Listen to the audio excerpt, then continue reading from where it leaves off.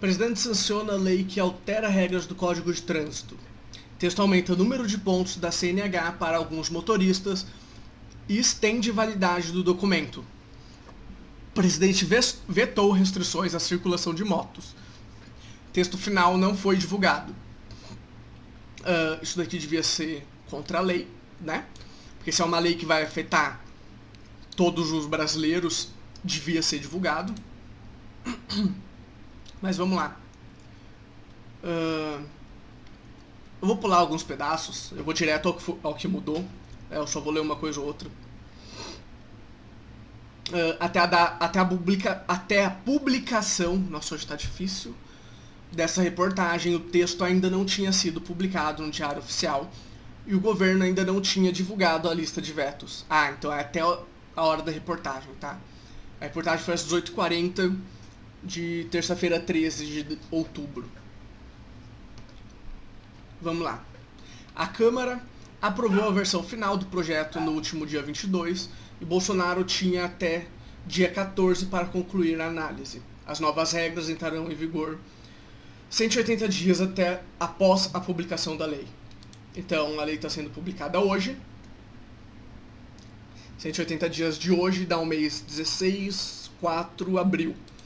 Então, até 13 de abril para a lei começar a entrar em vigor.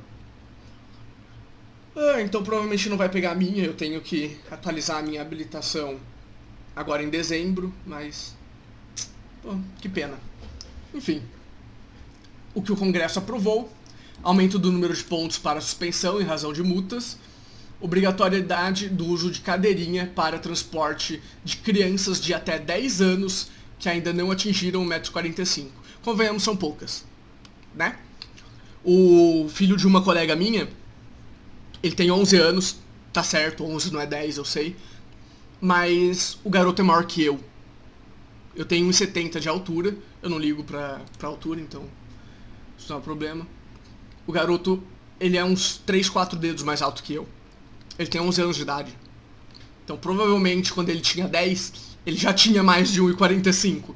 A menos que ele tenha dado espichada de um ano pro outro. Vamos lá. Validade da CNH. O projeto amplia o prazo para a renovação da CNH e dos exames de aptidão física e mental de acordo com as seguintes situações. Prazo para a renovação da renovação. Uau. São 10 anos para condutores com menos de 50 anos, 5 anos para condutores com idade igual ou superior a 50 e inferior a 70, e 3 para condutores com mais de 70. Faz sentido. O texto prevê que, em caso de indícios de deficiência física ou mental ou de progressividade de doença que diminui a capacidade de condução, o perito examinador pode diminuir o prazo para a renovação da carteira. Só que eu acredito que seja diminuir o prazo de acordo com essas aqui de cima, né? Ele não vai pegar uma de 10 anos e reduzir para 6. Eu acho que não, eu espero que não faz sentido. De 10 reduz para 5 e de 5 reduz para 3. Atualmente, o Código de Trânsito prevê renovação a cada 5 anos para a maioria dos motoristas e a cada 3 anos para condutores maiores de 65. Já o texto enviado pelo governo prevê a renovação dos exames a cada 10 anos e para pessoas acima de 65 a cada 5 anos. Não faz muita diferença o aprovado do enviado. Exame de aptidão. O texto determina ainda que os exames de aptidão física e mental serão realizados por médicos e psicológicos, peritos, examinadores com a titulação de especialista em medicina do tráfego ou em psicologia de trânsito, respectivamente. A legislação atual não deixa explícita essa exigência e os requisitos constam apenas na resolução do CONTRAN. Pela proposta, os exames devem ser avaliados objetivamente pelos examinadores, o que subsidiará a fiscalização sobre o profissional credenciado, feita pelos órgãos de trânsito em colaboração com os conselhos profissionais. Sinceramente, você vai pegar um psicólogo e especializar ele em trânsito? Eu acho que ele perde um pouco de paciente, né? Mas enfim. Eu acho que qualquer um devia conseguir. Qualquer um que seja um médico, né, no primeiro caso, e um psicólogo no segundo caso aqui em cima. Pontuação, o projeto também prevê limites diferentes de pontuação na carteira de motorista antes da suspensão no prazo de 12 meses. Então, hoje em dia, você pode ter até 20 pontos, se eu não me engano, mas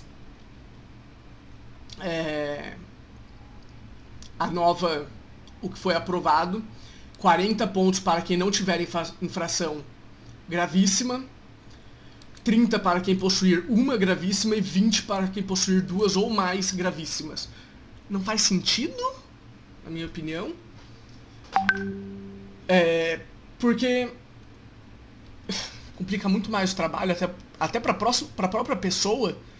Porque muitas vezes ela recebe a multa, mas ela não sabe que tipo de infração ela cometeu. Apesar de, na autoescola, eles falarem um pouco de algumas multas, e eu ter recebido na autoescola um livro com todas as multas, ainda assim as pessoas não costumam saber que tipo de infração ela cometeu.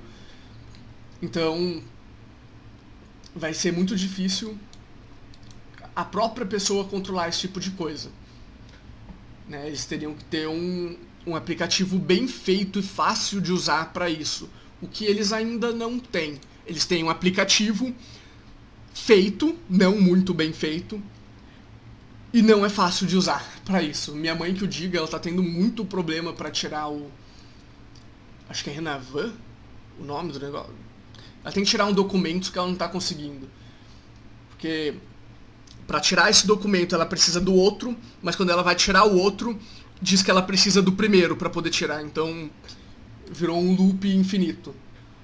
E os poupa-tempos aqui em São Paulo estão fechados, então só pela internet para fazer isso. Enfim. Avaliação psicológica. O relator incluiu também a exigência de avaliação psicológica quando o condutor se envolver em acidente grave para o qual tenha contribuído, ser condenado judicialmente por delito de trânsito, estiver colocando em risco a segurança do trânsito por decisão da autoridade de trânsito.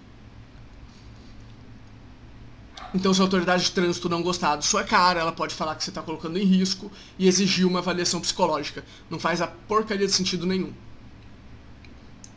Né?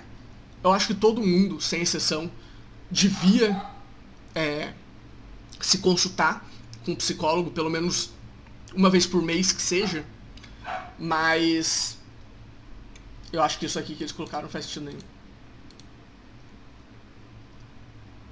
Tem aqui a cadeirinha, que eu já falei lá em cima, exame, recal. Bom, o mais importante eu já falei. É isso. Um pouquinho das mudanças do Código de Trânsito que foi aprovado na Câmara, sancionada hoje.